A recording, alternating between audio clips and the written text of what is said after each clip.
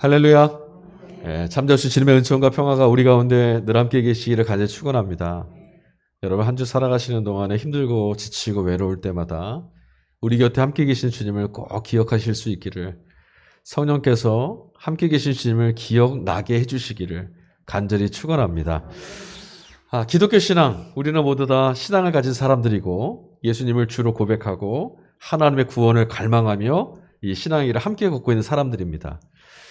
여러분, 기독교 신앙을 갖는다라는 것, 내가 신앙인으로 살아간다는 것의 본질적 의미가 도대체 뭘까요? 제가 뜬금없이 질문 드리는 것 같죠? 도무지 신앙이 우리 삶에 무슨 영향을 주는 것일까 회의가 들 만큼 오늘 우리들의 신앙이 삶과 불일치하는 모습이 너무 많이 보여서 제가 이런 질문을 좀 드립니다. 몇 주 전에 인터넷 기사를 보다가 굉장히 놀란 일이 있었어요. 여러분도 보셨는지 모르겠습니다. 한국교회연합이라고 하는 단체가 있더라고요. 그 단체에서 천안시에다가, 놀라지 마세요, 1조 800억 원, 1조 800억 원을 투자해서 한국교회 기념관, 한국기독교 기념관이라는 것을 짓겠다라고 하는 기사였어요. 막대한 공사비는 둘째 치고 기사를 읽다가 눈살을 찌푸리고 뜨악하지 않을 수가 없었습니다. 왜냐하면 그들이 그곳에 한국 교회 기독교 기념관을 짓고 나서 거기다 뭔가를 세우려고 했는데, 그것이 뭐냐? 137m짜리 세계에서 가장 큰 최대 규모의 예수상을 세워보겠다. 그런 내용이었어요. 착공 신고 자체는 관청에 의해서 이미 다 취소됐습니다. 그런데도 주최 측은 지난 연말에 여당의 아주 당권주자, 유력한 당권주자까지 모시고 착공 기념 예배라는 걸 드렸다고 하더라고요. 명백한 사기입니다.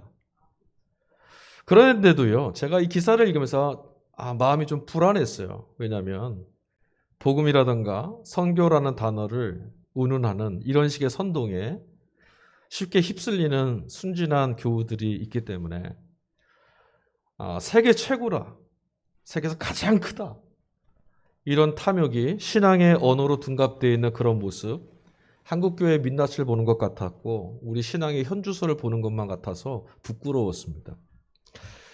여러분, 제가 모든 인간들의 활동, 우리가 살아가는 삶의 모습들이 사실은 우리 자신을 구원해내기 위한 종교성을 갖고 있다는 말씀을 얼핏 드린 적이 있어요. 우리가 하는 모든 것들은 사실 나를 구원해내려고 하는 일들이죠. 공부를 열심히 하고 일을 하고 또 열심히 땀 흘리며 살아가는 그런 세상의 이야기들, 그 안에는 모두가 다 삶의 의미를 가져다주고 행복해질 수 있는, 그렇게 구원해내는 것을 목적으로 하고 있어요. 열심히 살아내는데 나 망하려고 열심히 일하신 분은 없을 겁니다. 잘 살아보려고, 이 지금보다 더 나은 삶을 살려고 우리 그렇게 하는 거죠. 하지만 행복에 닿으려는 우리들의 열심, 우리들의 노력은 늘상 다른 어떤 사람보다 더 나은 업적을 좀 얻고 다른 누구보다도 더 좋은 조건을 충족해야 된다고 하는 이런 불안감과 불안 때문에 강요와 경쟁에 자꾸 내몰리게 돼요. 누구와 자꾸 비교해서 그 사람보다 더 해야겠다라고 하는 조급함이 우리를 사로잡습니다. 그러다 보니까 삶이 자꾸만 무겁고 지치고 불안하고 허무해지는 거예요. 피곤한 거죠. 현대인들의 증상, 가장 큰 병리적 증상이 바로 피로예요. 피로. 그런데 여러분, 우리는 예수 믿는 사람들이잖아요. 예수 믿는 건 도대체 뭘까요? 바로 이런 상황, 이런 방식의 삶을 강요하는 세상, 이런 방식의 삶이 행복이고 구원이라고 기만하는, 그렇게 강요하는 세상을 향해서 가장 강력하게 저항하고 가장 강력하게 항거하는 것이 바로 예수 믿는 거예요. 예수 믿는 건 그냥 이 세상에서 그럭저럭 사는 게 아니라 이 세상의 모든 방식을 거절하고 그것은 길이 아니다라고 선언하는 거거든요. 여러분, 믿음만 있으면 하나님께서 우리를 하나님 나라로 받아주시지 않습니까? 맞습니까? 맞아요. 하나님은 그렇게 선언하셨어요. 믿음을 갖고 있는 누구라도 하나님은 당신의 나라로 받아주시겠다고 은혜를 베푸셨어요. 이것만으로 충분해요. 그러다 보니 기독교 신앙의 발을 디딘 사람이라면, 예수 그리스도를 나의 구원으로 바라보고 진리의 걸음을 발견하여서 걷는 이라면 누구라도 인정받아야 된다라고 하는 부담에서 자유로워지고 조바심, 억압, 강요로부터 벗어날 수 있는 정말 참으로 자유한 기쁨을 경험할 수 있어야 합니다. 문제는 우리가 세상에 발맞춰서 바쁘게 살다 보니까 하나님께서 예수님을 통해서 복음을 통해서 우리에게 준 자유, 그 자유를 뺏기고 살아가고 있음에도 불구하고 이게 너무 자연스럽게 여겨진다는 거예요. 이렇게 사는 게 본래 내가 사는 것처럼 생각한다는 거죠. 여러분, 종살이를 오래 하고 노예살이를 오래 했던 사람에게 어느 날 갑자기 자유가 주어진다면 그 자유를 누릴 수 있을까요? 못 누립니다. 오히려 불편해요. 뭔가를 해야 될 것 같아요. 밥값을 해야지만 야단 안 맞을 것 같고, 이런 생각이 자꾸 생기는 것과 같은 이치예요. 그래서 여러분, 복음이 가져다주는 자유를 불편해하는 경우가 우리가 있어요. 내가 하나님의 자녀로서 모든 것들을 누리고 살라고 하는 복된 걸음에 초대받았다는 것이 기쁘다는 건 아는데 그렇게 사는 게 불편해요. 뭔가 해야 될 것 같다는 생각이 사로잡히죠. 반대로 하나님이 가져다 주신 이 복음의 기쁨과 자유의 가치를 아주 무관심한 채 가치 없는 것처럼 여기고 사는 사람들도 있어요. 요한계시록 2장에 보면 니골라당 사람들이라는 사람들이 나옵니다. 책만 받는 이단들이죠. 그 사람들은 어떠냐면 하나님께서 예수 생명을 통해서 우리에게 주신 이 구원을 값싸게 여기고 살았어요. 하나님이 날 구원하셨으니 이제 우리 마음껏 나가고 싶은 데서 살아도 괜찮아. 이렇게 사는 거예요. 오늘날 구원파 같은 사람들이 바로 이런 사람들이죠. 예수를 믿었으니 아무렇게나 살아도 괜찮아. 이렇게 생각하는 사람들의 삶. 그들은요, 두렵고 떨리는 마음으로 하나님의 구원을 이루어 가려고 하는 사람들을 볼 때, 야, 저 사람 믿음 없나 봐. 구원받지 못했구만. 이렇게 비난하고 조롱하기도 합니다. 구원에 무감각하고 구원에 무관심해서 그런 거예요. 그런데 여러분, 오늘 우리가 함께 읽은 복음서 말씀을 보니까 예수님이 이런 말씀을 하셨어요. 20절 후반절인데, 너희의 의가 율법학자들과 바리새파 사람들의 의보다 낫지 않으면 너희는 하늘나라에 들어가지 못할 것이다. 부담이 되시죠? 예수만 믿으면 천국 간다고 다 받아준다 그러더니 갑자기 이게 뭐야? 율법학자들과 바리새파 사람들의 의보다 낫지 않으면, 여러분, 이런 주님의 말씀을 듣게 되면 주님 말씀에 성실하고 신실하게 응답하려고 하시는 분들, 그냥 나는 몰라, 관심 없어, 어쩔 수 없어, 무관심하게 지나치는 분들 말고 어떻게든 주님 말씀대로 한번 살아봐야겠다, 이렇게 응답하시는 분들은요, 참 이상한 것이 복음의 자유를 누리는 것보다는 오히려 할 수만 있다면 더 윤리적이고 더 도덕적이고 더 열심히 살아보려고 애를 쓰는 경향이 있어요. 그래서요, 여러분, 정의를 이룬다거나 세상을 개혁하고 사회를 조금 더 나은 사회를 만들려고 앞장서서 열심히 일하시는 분들도 있고요. 교회 안에서는 주일 성수를 얼마나 잘 지켰는지, 내가 저 사람보다 어떤 누구보다 11조를 얼마나 더 많이 냈는지, 혹은 내가 얼마나 많은 사역을 하고 얼마나 많은 봉사를 하는지, 내가 얼마나 영향력을 갖고 있는지, 율법적으로 내가 더 나은 사람이 되려고 마치 경쟁하는 것처럼 그렇게 사는 모습들이 우리 안에 있다라는 겁니다.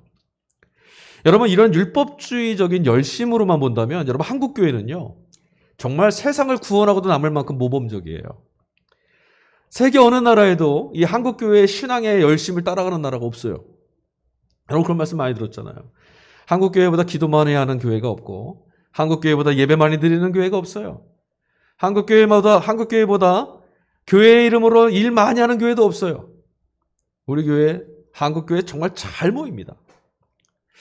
하지만 여러분, 세상을 구원할 만큼 이렇게 열심히고 모범적인, 신앙적이고 거룩해 보이는 한국교회의 모습인데, 앞서 모두에 말한 것처럼 여러분 알다시피 지금 교회는 교회 안과 교회 밖 모두로부터 비난의 대상이 되고 말았어요. 겉으로 드러나는 신앙적 열심은 여러분 이만큼 업적을 쌓고 이 정도 해내어서 하나님께 인정을 한번 받아봐야겠다라고 하는 자기의와 율법주의, 경쟁으로 치닫는 세상의 방식과 너무 닮아 있지 않습니까? 내가 이만큼 열심히 해서 저 사람보다 더 많이 해서, 이거 하나님 나라의 원리가 아니거든요.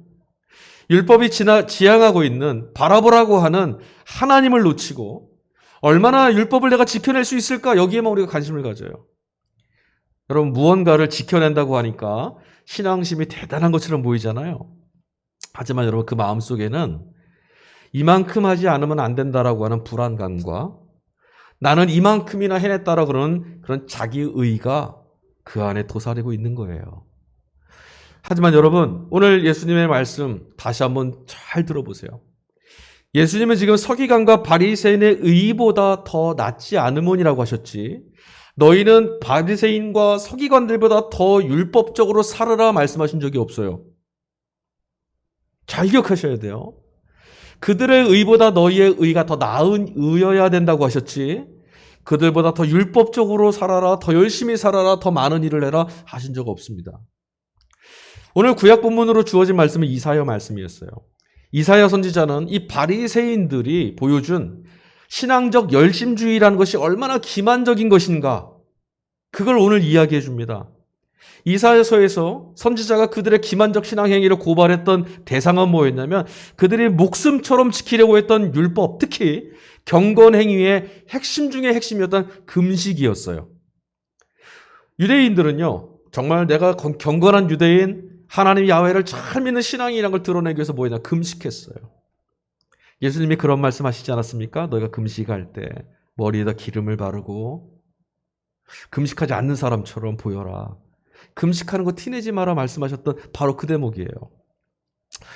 물론 여러분, 경건 생활이라는 것은 하나님과의 관계에 집중하는 매우 중요한, 우리 기독교인들에게, 신앙인들에게 하나님과 닿을 수 있고 하나님을 만날 수 있고 하나님 앞에 서게 하는 매우 중요한 삶의 방식이고 형식입니다. 경건 생활은 반드시 하셔야 돼요. 기독교인들이 나는 신앙 갖고 믿음으로 구원받았으니 경건 생활 안 해도 괜찮아, 천만의 말씀입니다. 경건 생활을 함으로 하나님께 나아가고 하나님을 마주하고 하나님 앞에 서는 친밀한 경험을 계속할 수 있거든요. 그게 우리 기독교인 성도들의, 신앙인들의 삶의 방식이에요. 그리고 금식은 그 중에 하나죠. 금식이 어떻게 하는 거죠, 여러분? 여러분 금식하는 법 아세요? 모르세요? 금식, 말 그대로 곡기를 끊는 거예요. 그렇다고 여러분 곡기를 끊는다는 것이, 먹지 않는다는 것이 단순히 끼니 몇 끼 거르겠다, 하루 이틀 3일 40일 끊겠다, 이거 아니에요. 여러분, 얼마나 오랜 시간을 내가 끊었냐, 곡기를 끊었냐, 이거 자랑하려는 거 아니에요. 곡기를 끊는다, 금식한다라는 것은 어떤 의미를 갖고 있냐면, 여러분 인간에게 있어서 가장 본질적이고 가장 강력한 본성이 뭘까요? 우리에게 살려는 욕망이에요. 그렇죠? 나 이게 죽어야지 이놈의, 아니요, 우리는 그 말하는 것이 살겠다라는 말과 같아요. 자살하려는 분도 마찬가지예요. 나 죽고 싶어, 이 말은 죽고 싶다는 말이 아니라 그런 상황에는 나를 좀 도와줘, 살려줘, 이 말이거든요.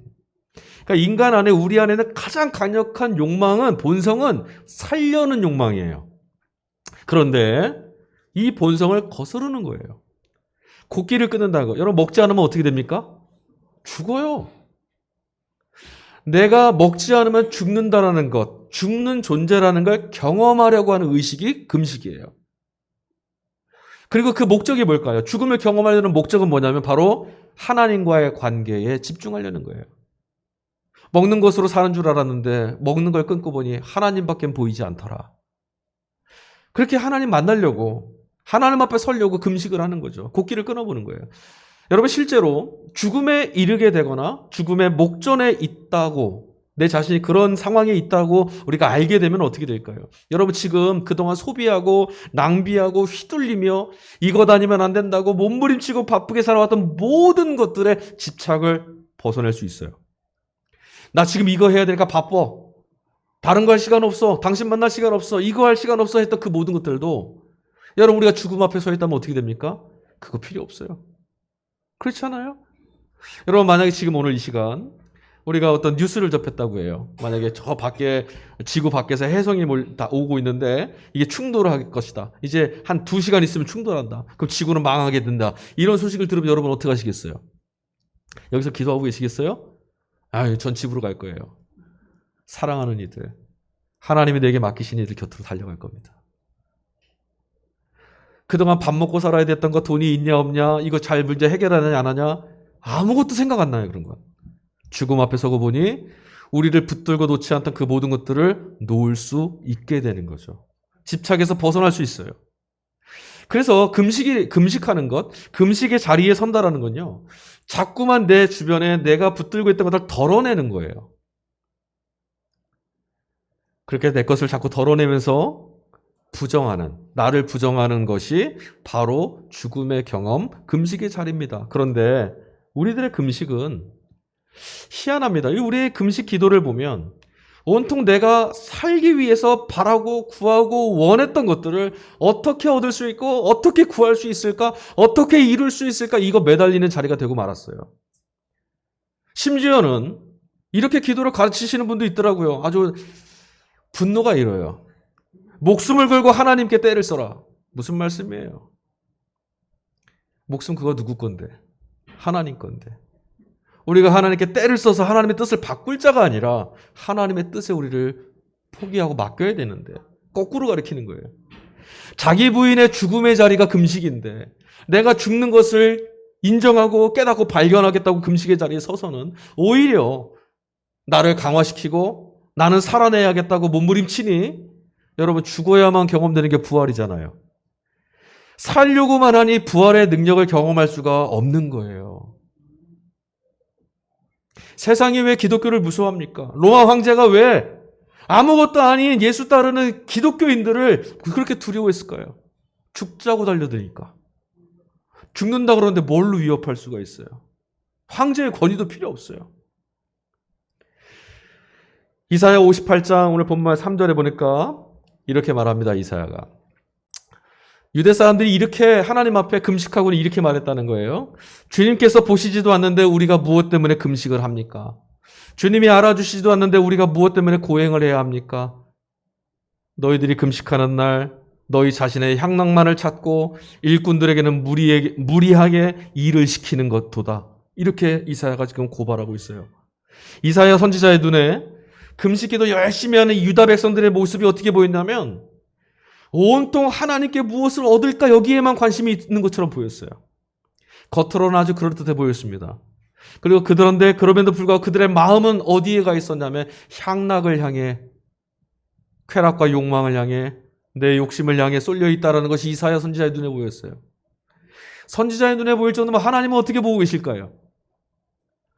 여러분 향락이나 쾌락까지는 아니더라도 오늘 우리들의 경건생활, 우리들의 신앙생활, 우리들의 열심 안에도 이런 모습이 들어있어요. 문제를 해결하거나 자신을 채우거나 하고 싶은 것을 이루고 싶다라는 생각들, 여러분 이것이 나쁜 것은 아니지만 이것보다 더 중요한 것을 우리는 구해야 되는데 하나님을 아는 일, 생명을 얻는 일에 우리는 너무나 무관심하고 도무지 마음을 두질 않아요. 여러분 한 주간 내 영혼의 생명을 어떻게 채울까? 하나님이 내게 주신 생명을 어떻게 내가 실감할 수 있을까? 이게 한 주간에 여러분의 삶에 찾아왔던 문제들보다 더 간절하셨었나요? 이게 잘 안 되잖아요.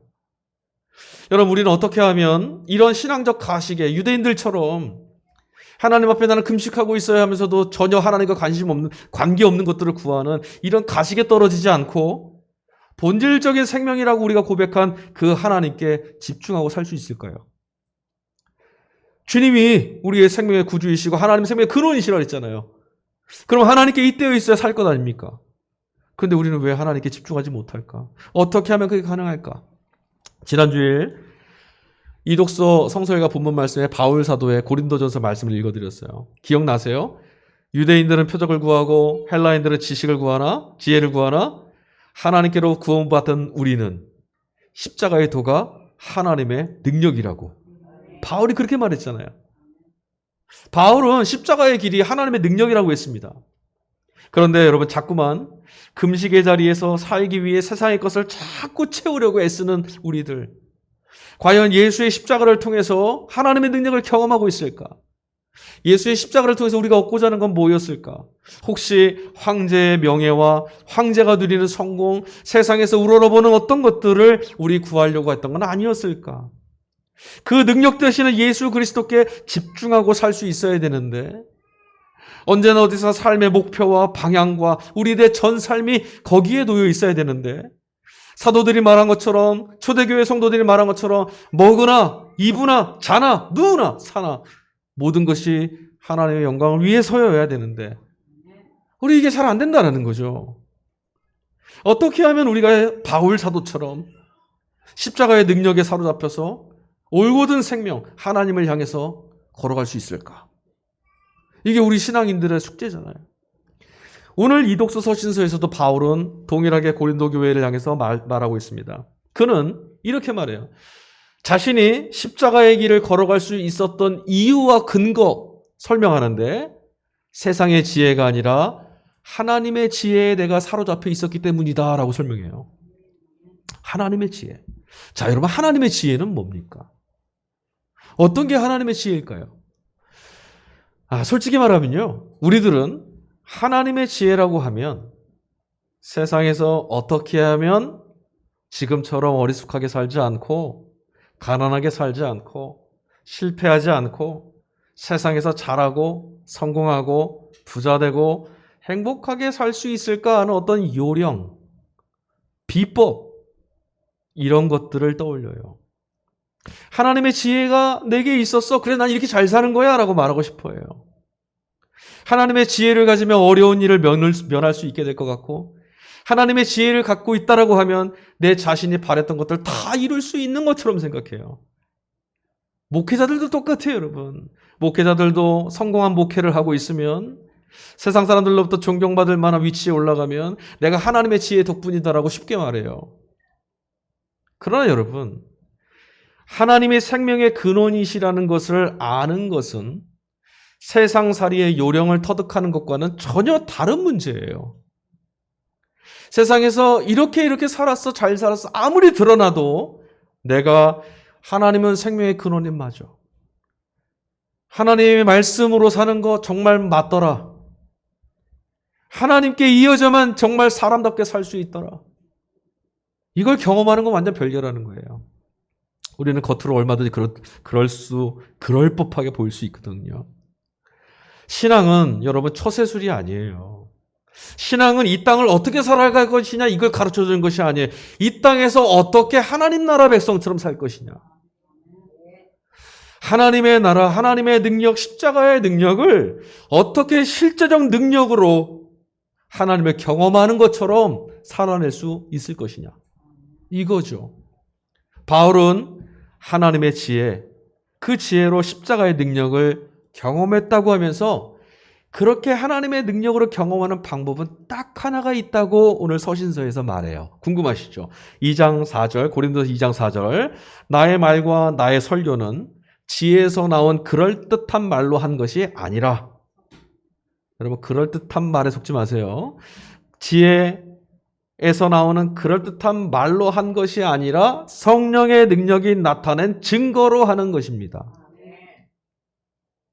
여러분에게는 어떤 증거가 있습니까? 오직 성령이 나타나는 증거, 성령이 계시하시는 것을 통해서만 하나님의 지혜를 누릴 수 있고 하나님의 지혜를 누릴 때만 십자가의 능력을 살아갈 수 있다라고 바울은 말했어요. 하지만 우리는 하나님의 지혜도 오해했던 것처럼 성령에 의해서라는 것도 줄곧 오해해요. 여러분 어때요? 하나님의 지혜라던가 성령의 능력 이렇게 말하면 어떤 생각이 딱 드십니까? 하나님의 성령의 능력으로 이런 것들을 얻게 됐습니다라고 말하면 마치 뭔가 어떤 신령한 능력이 있고 영적인 어떤 능력이 있는 사람들에게만 주어지는 것처럼 오해를 해요. 그래서 보았네, 들었네, 그런 걸 가졌네 하는 사람들을 막 따라다니려고 해요. 사이비 이단 교주들의 말처럼 말만 하면 그들이 어떻게 하죠? 사이비 이단 교주들 말할 때 어떻게 하는지 아세요? 나는 보았다. 내가 들었다.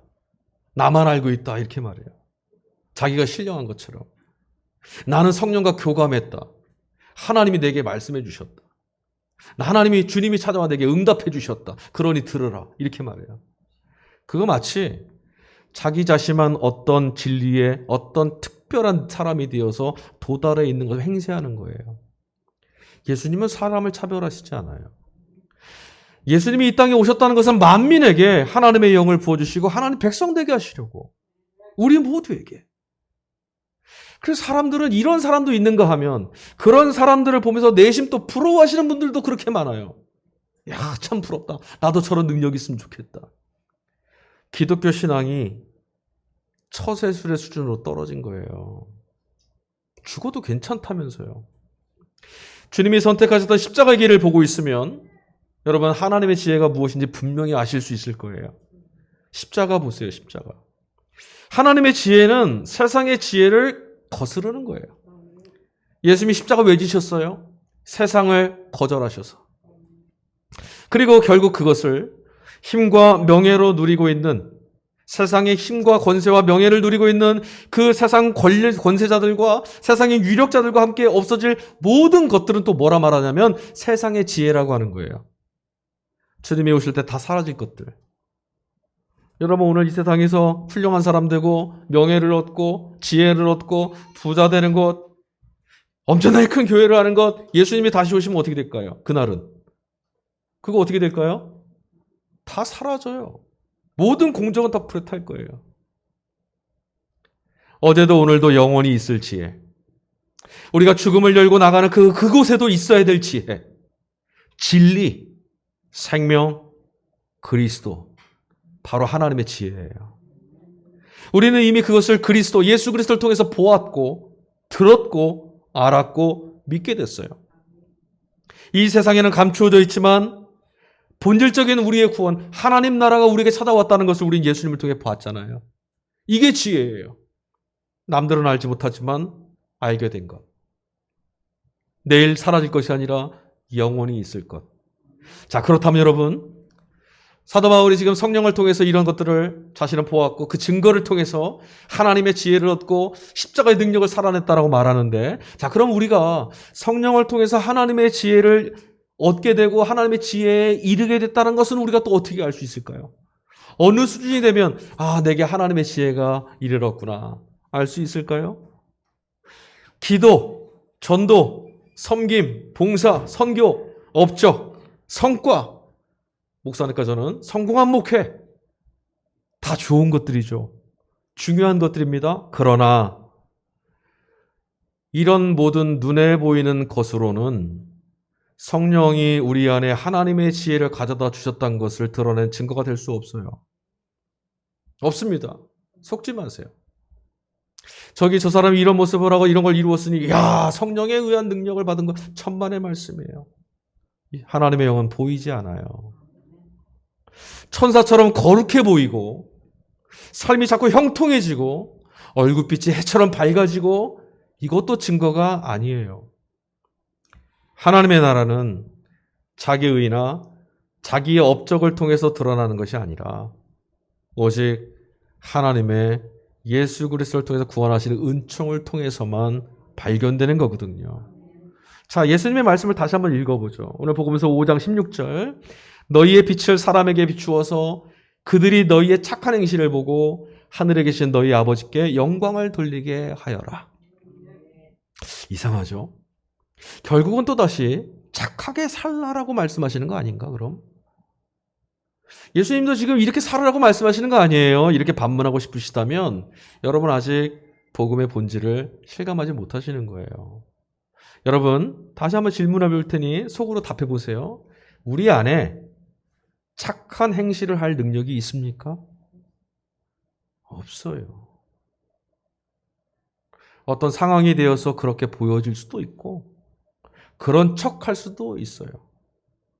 그러나 여러분, 우리 안에는 본질적으로 착한 행실을 행할 수 있는 능력 자체가 없어요.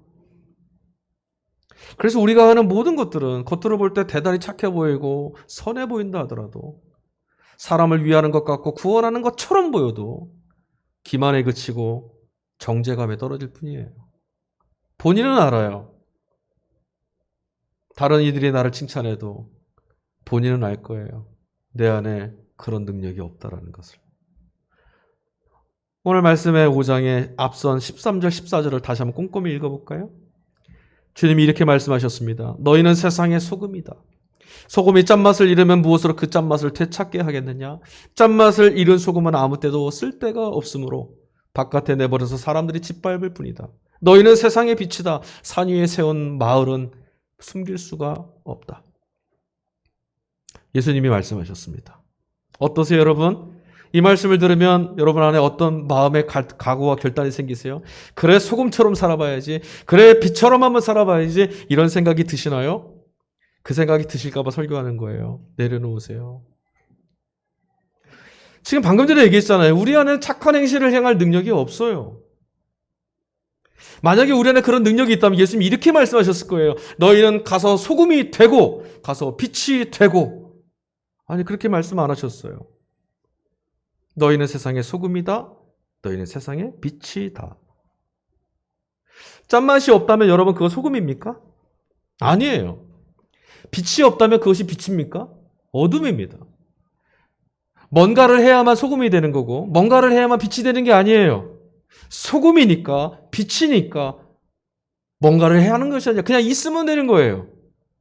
아무리 맛이 짜지 않고 싱겁고 맹탕같이 보여도 짠맛 조금이라도 있으면 그건 소금이에요. 아무리 볼품 없어서 훅 불면 꺼질 것 같은 빛이라도 빛이라면 어둠 안에서 빛으로 있는 거예요.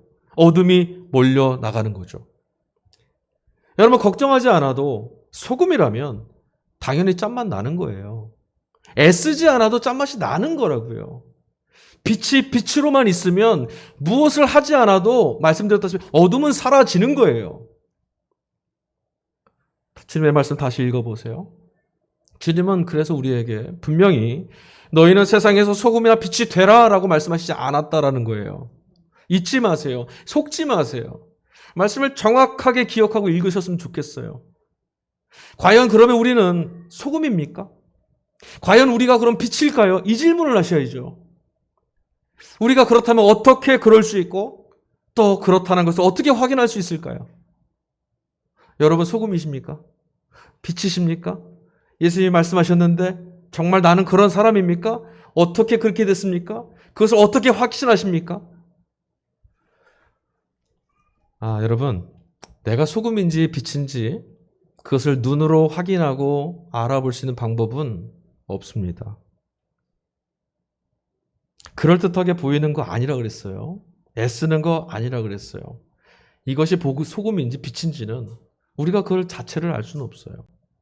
우리의 최선은 어떻게 할 것이냐, 무엇을 할 것이냐가 아니라 우리를 세상을 향한 빛과 소금으로 불러내 주신 그리스도, 하나님, 그분이 우리를 빛 아닌 것 같은 어둠 같은 우리인데, 소금 아닌 것 같은 우리인데 너희는 세상의 소금과 빛이라고 불러주셨다라는 사실, 여기에 집중하는 거예요.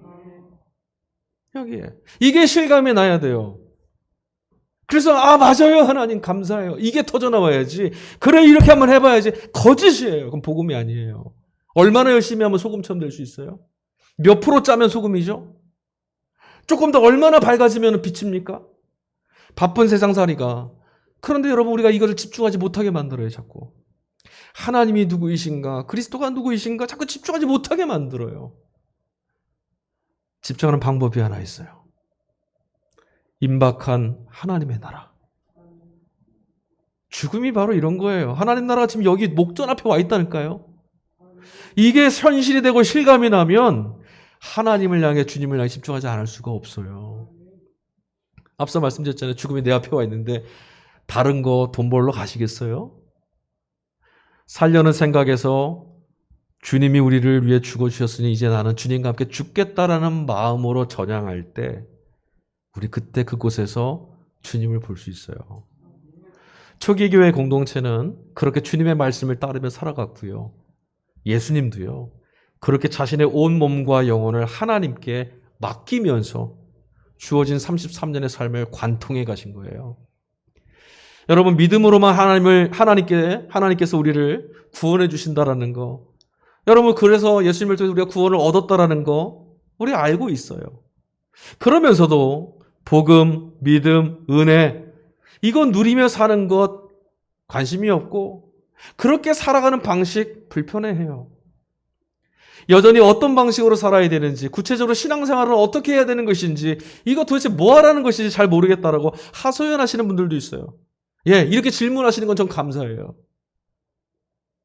사실 여러분 저도 목사로서 목사의 역할을 어떻게 수행하고 어떻게 하는 것이 올바른 것인지 판단하기 어려울 때가 많아요. 예수님을 통한 복음의 자유를 추구하는 것, 여러분 그것만으로 여러분의 주어진 삶, 여러분이 감당해야 될 일상의 문제들 저절로 다 해결되진 않잖아요. 그래서 제가 여러분께 오늘 드릴 수 있는 최선의 말씀은 이 한마디 말씀밖에 없어요. 예수님이 해주신 말씀입니다. 5장 16절. 이와 같이 너희 빛을 사람에게 비추어서 그들이 너희의 착한 행실을 보고 하늘에 계신 너희 아버지께 영광을 돌리게 하여라. 아멘. 여러분 집에 가서 계속 곡 씹어 보세요. 여러분 우리가 할 수 있는 착한 행실은 율법적 행위가 아닙니다. 우리 그런 일 행할 능력 없다고 그랬어요. 기만하고 가식에 빠지는 거예요. 착한 일을 이루신 그리스도만이 착한 일을 이루실 수 있어요. 그렇잖아요. 너희 안에 착한 일을 이루신 분이 누구예요? 예수님이잖아요. 그분의 능력, 그분의 함께하심, 그분이 동행해 줄 때만 우리가 살아가는 삶의 흔적에 삐뚤삐뚤하고 비틀거리고 왜곡되고 넘어지지만 그 삶 안에 하나님께서 주신 착한 행실이 드러나요. 그래 그걸 통해서 하나님이 영광을 받으신다는 거예요. 빌립보서 1장 6절 너희 안에서 착한 일을 시작하신 이가 그리스도 예수의 날까지 이루실 줄을 우리가 확신하노라. 누가 이룬다고요? 하나님께서. 우리 이렇게 열심히 한번 이뤄가 보자. 말도 안 되는 소리예요. 거짓말이에요. 그렇게 못해요. 그 일을 이루어가실 주님을 바라보면서 그의 말씀에 순응하고 응답하며 사는 거예요. 어떻게 이루어가실까? 이런 엉터리 같은 삶을.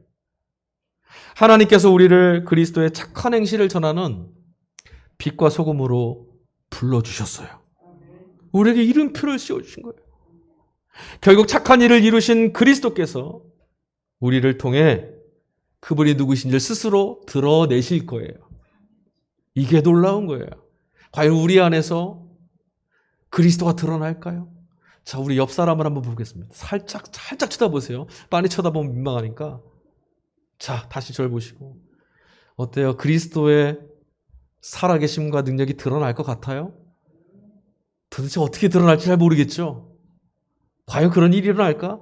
맞아요. 그러니까 하나님만 하실 수 있는 일이에요. 행함이나 업적, 자기의가 아니라 우리를 당신의 나라로 초대하신 하나님 은총에 집중하는 것. 하나님의 우리를 살리셨다. 예수님이 우리를 살려내시다고 하는 이 사실에 집중하는 것이야말로 임박한 하나님의 나라를 믿으며 살아가는 겁니다. 그런 사람들이 교회인 거예요. 단 한 줌의 빛이라도 여러분 기억하십시오. 한 줌의 빛이라도 비치고 짠맛이 남아있는 한 정도와 관계없이 여전히 그건 소금입니다. 주님이 우리 모두를 지켜주실 겁니다. 주님은 그렇게 우리를 구원해 주셨습니다. 그러므로 우리에게는 주님만으로 충분합니다. 아멘. 우리 이 시간에 찬양 같이 불렀으면 좋겠습니다. 주신 말씀을 여러분 잘 기억했으면 좋겠습니다. 여러분 우리에게 가장 귀한 것은 무엇입니까? 예수님이에요. 예수님 안에서 하나님이 어떤 일을 이루셨는가를 여러분 실감하셔야 돼요. 잘 모르겠다면 발견해야 돼요.